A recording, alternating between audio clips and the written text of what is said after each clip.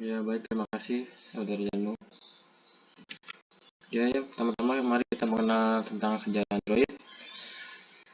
Sejarah Android ini dimulai sejak Oktober tahun 2003 pada Andy Rubin, Rick Miner, Nick Scherz, dan Chris White mendirikan Android Inc.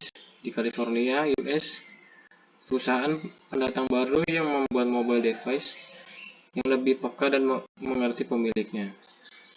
Dan kemudian untuk mengembangkan Android, dibentuklah Open Handset Alliance atau bisa disebut dengan OHA, konsorsium beranggotakan perusahaan-perusahaan beranti keras, perangkat beranti lunak, dan telekomunikasi.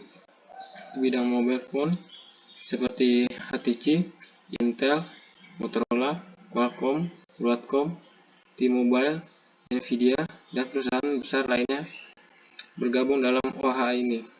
Hal ini merupakan langkah besar bagi Android untuk menguasai pasar sistem operasi mobile pada Desember tahun 2008. Dan ini adalah pengertian Android. Android adalah sistem operasi berbasis Linux yang dirancang untuk perangkat seluler, layar sentuh seperti smartphone dan tablet. Android juga bersifat open source dengan nama besar Google, dan konsep open source pada OS Android tidak membutuhkan waktu lama bagi Android untuk bersaing dan menyisihkan mobile OS lainnya seperti Symbian, Windows Mobile, BlackBerry, dan iOS. Kini siapa yang telah mengenal Android yang telah menjelma menjadi penguasa operating system bagi smartphone.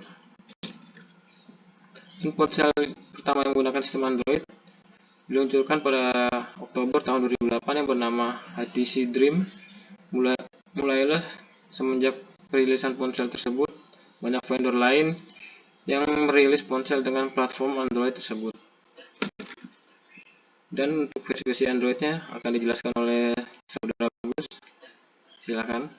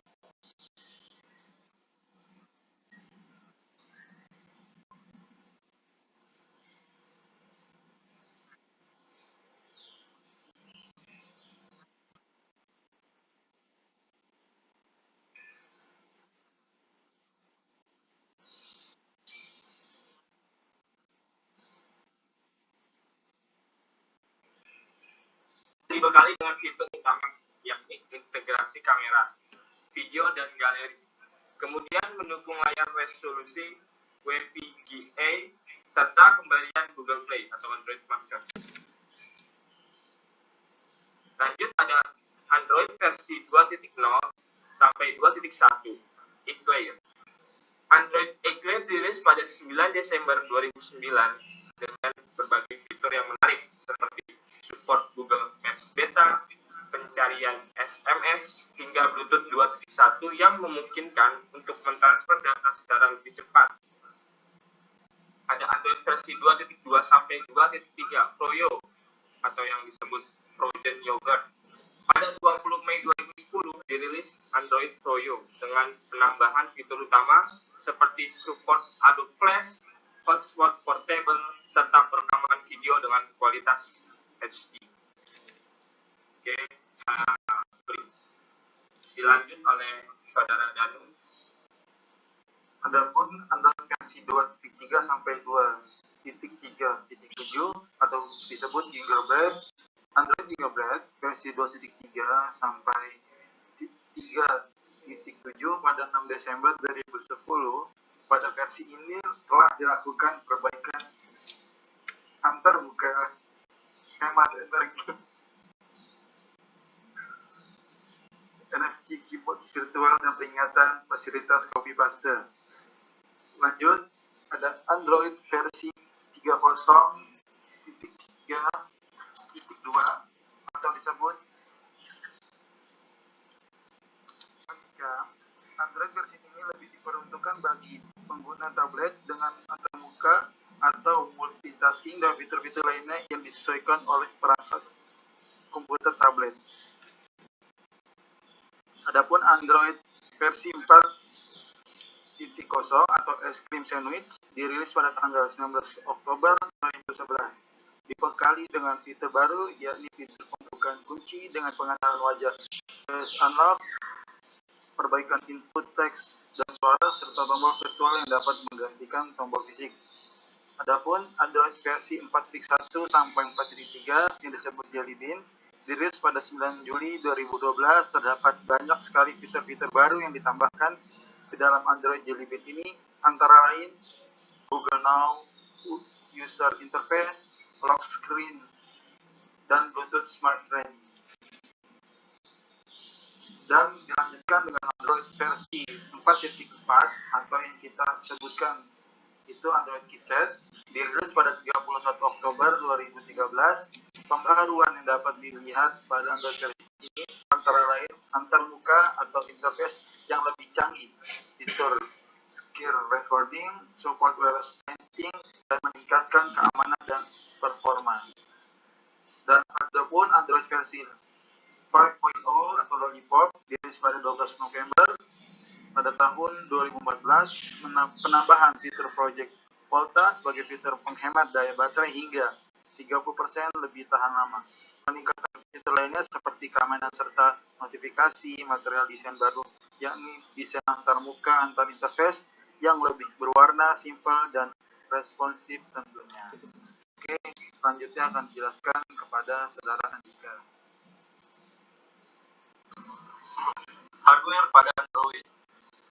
Perangkat keras utama pada Android adalah arsitektur ARM, RAM, CPU, dan menggabungkan berbagai macam komponen hardware alternatif seperti kamera video, mikrofon, GPS, SD card, akselerometer, gyroscope, ambient light, barometer sensor, sensor proximity, sensor tekanan, termometer, dan layar sentuh. Ini adalah contoh kalau misalnya kita ngecek Android, ngecek spek Android.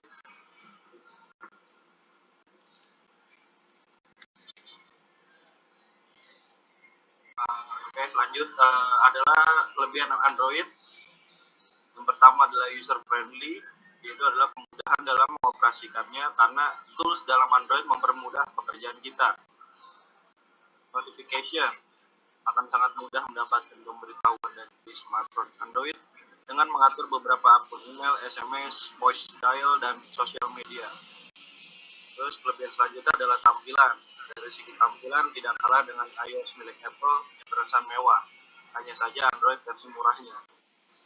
Kelebihan selanjutnya adalah open source, yaitu adalah lisensi yang esensinya memberikan kebebasan kepada pengguna dalam menjalankan, mempelajari, dan memodifikasi Android tanpa harus membayar royalti kepada pembuat sebelumnya. Lanjut adalah aplikasi. Android memiliki jutaan aplikasi menarik yang gratis hingga berbayar dan bisa di-download di Google Play.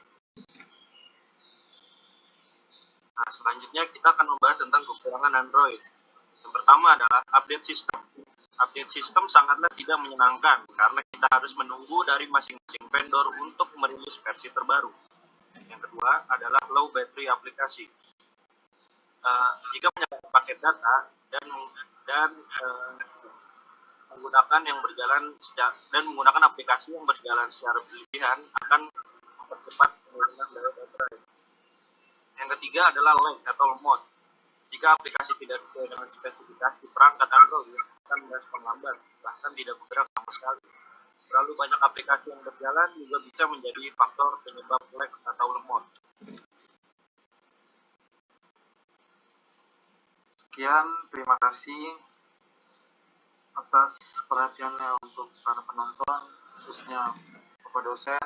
Apabila ada kata-kata yang salah dalam penyebutan dari kelompok kita maupun kata-kata yang terlibat atau tidak sesuai dengan hal pengucapannya, mohon dimaafkan, buka pintu maaf yang sebesar-besarnya.